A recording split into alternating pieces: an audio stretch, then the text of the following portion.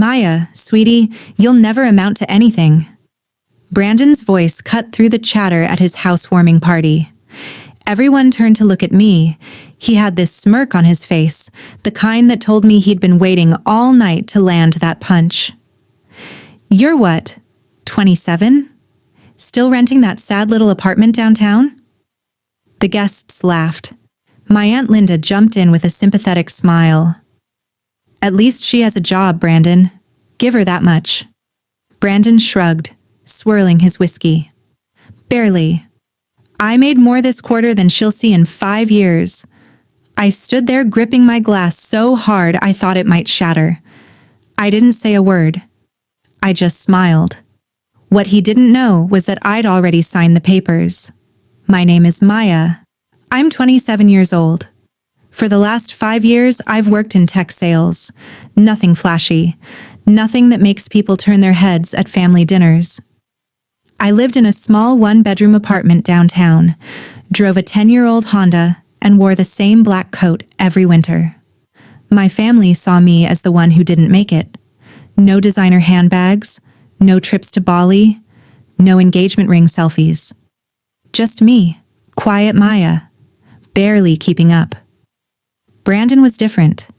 He's 3 years older than me, works in finance, married a woman whose father owns half a commercial district. He posted every win online.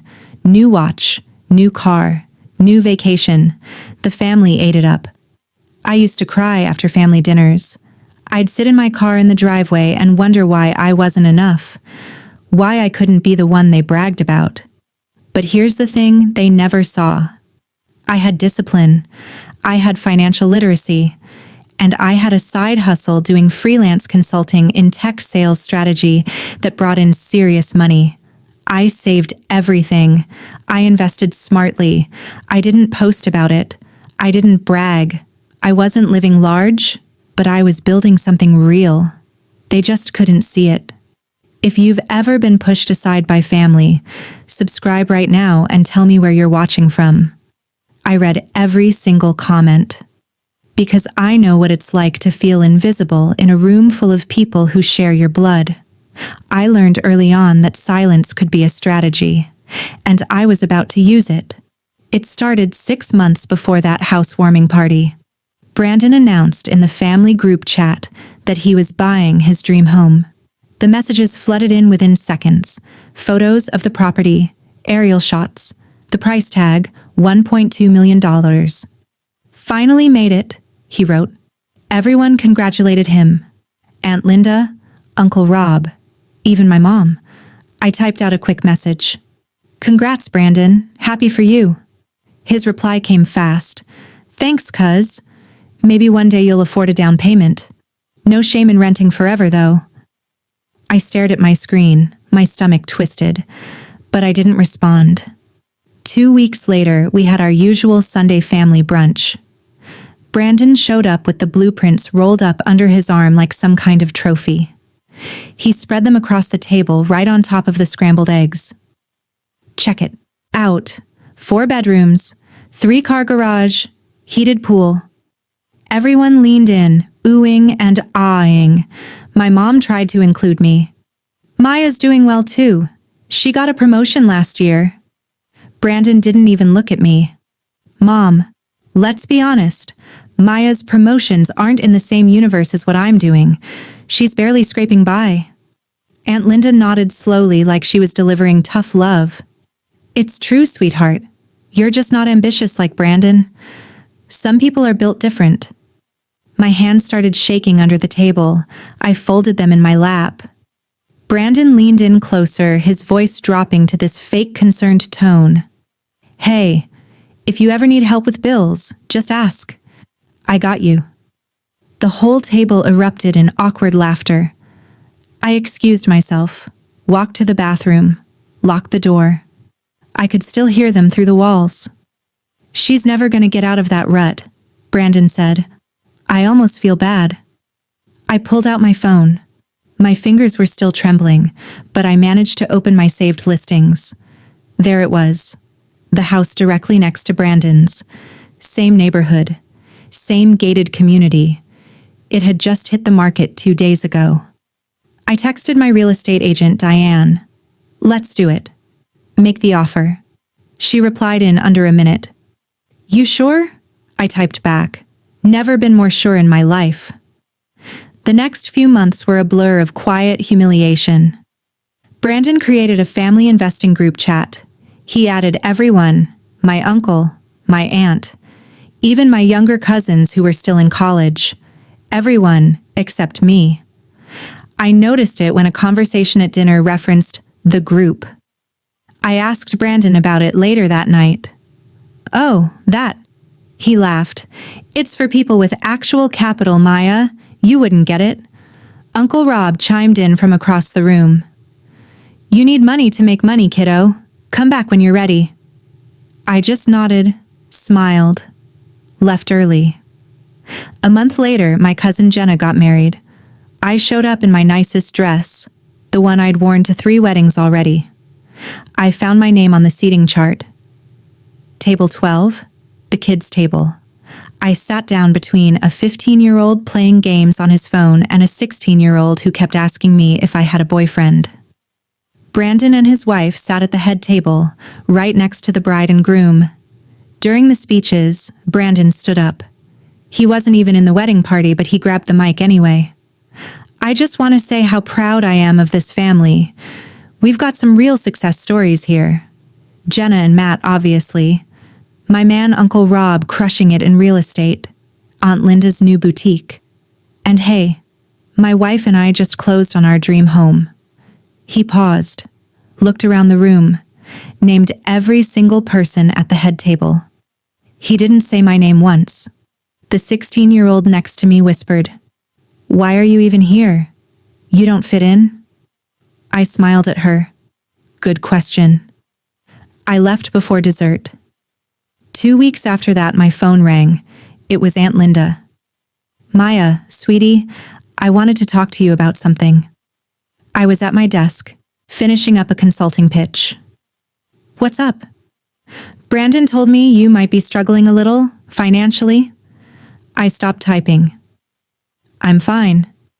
He wants to help you out. He's offering a $10,000 loan, just to get you back on your feet. He'll keep the interest low. I closed my laptop, took a breath. This wasn't help. This was a setup. A way to make me look dependent.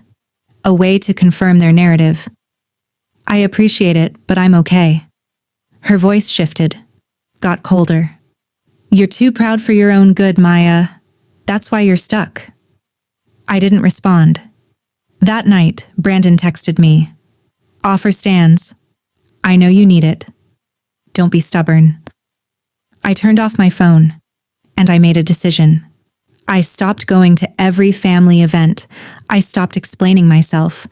I stopped trying to be seen. Instead, I focused. I closed a massive consulting deal with a SaaS company that had been courting me for months. The contract was worth $150,000. My savings account hit $400,000. Years of careful investing, index funds, rental properties in 2 other states. A stock portfolio I'd built 1 paycheck at a time. I told no one. I stopped trying to prove myself with words. I'd let my actions do it. What they didn't know was that I'd been playing the long game. 2 years ago, I started freelance consulting on the side. Tech sales strategy. I worked weekends. I reinvested everything. I built a client base that respected my work, not my last name. I drove the same old car, lived in the same apartment, bought my clothes on sale. But I was stacking wins in silence. I invested early in index funds, bought 2 rental properties out of state when the market dipped. My financial advisor told me once, "You're on track to retire early if you want." I didn't want to retire. I wanted to prove a point. While Brandon posted every win online, I was building a foundation he couldn't see. I'd been watching the listings in his gated community for over a year. I knew the neighborhood, knew the market, knew the prices. When the house next to his went up for sale, I didn't hesitate. I was already pre-approved for the mortgage. But I didn't need it. I paid cash. The paperwork was done 3 days before his housewarming party. Diane, my real estate agent, became the only person who knew. She called me the day we closed. "Your cousin's going to lose his mind." I laughed. "That's the idea." She helped me move fast. All cash offer, no contingencies. We beat out 2 other buyers. Meanwhile, Brandon sent out invitations to his housewarming. The family group chat exploded. "So proud of you, Brandon. Can't wait to see the place. You've really made it, kiddo." I RSVP'd with one word: yes. Brandon's wife texted me privately the day before the party. "Bring a bottle of wine if you can afford it. Don't stress if you can't." I screenshotted it, sent it to Diane with 3 laughing emojis. She wrote back, "Oh, this is going to be good." My mom called me that week. "You've been so quiet lately, are you okay?" I was standing in my new kitchen, watching the movers unload my furniture. "I'm good, Mom. Really good." She didn't push. The day before the party, I drove over to my new house. I stood on the lawn, the grass still wet from the sprinklers. I looked to my left. Brandon's house. Identical layout. Same stone facade. Same oversized garage. I'd spent years being small in their eyes. It was time to take up space. The housewarming party was exactly what I expected. Brandon opened the door in a linen shirt and sunglasses perched on his head, even though it was 6 p.m. "Maya, glad you could make it. Must be nice to see how the other half lives." I smiled. "It really is." I walked in. The house was packed. Family members, his wife's friends, co-workers I'd never met. Brandon gave a tour like he was hosting his own HGTV show. Custom countertops, imported tile, this backsplash, hand-laid. Everyone nodded along, sipping champagne. I stayed quiet, waited. Aunt Linda cornered me by the kitchen island. "So, Maya, still renting?" I took a sip of my drink. "Actually, no." Her eyebrows lifted. "Oh? Any plans to buy?" "I just closed on a place." She smiled, the kind of smile that was already preparing to be condescending. "Oh, a condo?" "A house." She paused. "Well, where?" I looked her in the eye. "Here, in this neighborhood." She laughed. Actually laughed. "Maya, these homes are over $1 million. "I know, I paid $1.3 million. Her smile died. Brandon was across the room, but his head snapped toward me. "Wait, what?" I turned to face him. The whole room started to go quiet, one conversation at a time. "Yeah," I said. "I bought the house next door, actually." Dead silence. Brandon walked over. "You're joking." I pulled out my phone, opened my email, showed him the closing documents, the property deed, the address. His face went pale. His wife stepped closer. How did you? "I've been saving and investing for years. Freelance consulting, smart financial choices. I paid in cash." Uncle Rob stammered from the couch. "But you never said." "I didn't need to. I wasn't performing success. I was building it." Brandon's jaw clenched. "This is insane. You can't just..." I cut him off. "I can. I did. And I'm moving in next week. Guess we'll be neighbors, Brandon." I set my glass down on his custom countertop. I looked him in the eye one last time. "By the way, I didn't need your loan. I never did. But thanks for the offer." I walked out.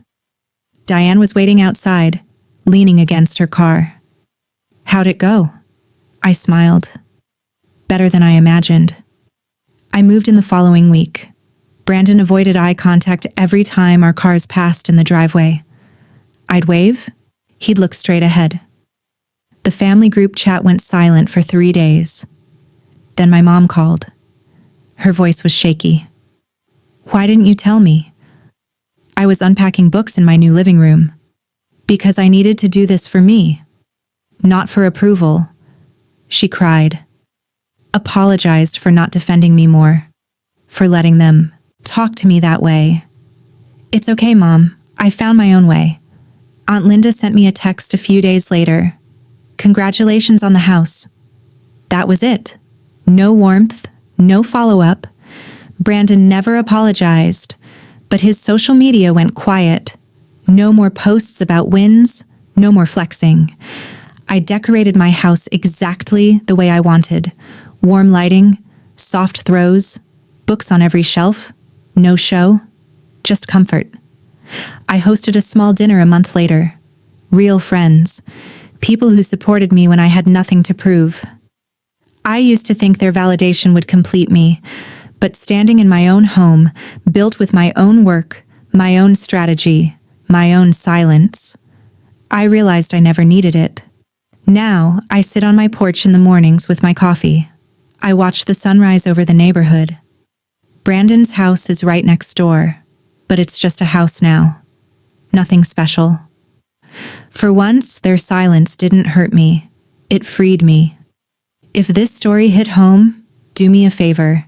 Hit that subscribe button. Seriously, I want to hear from you.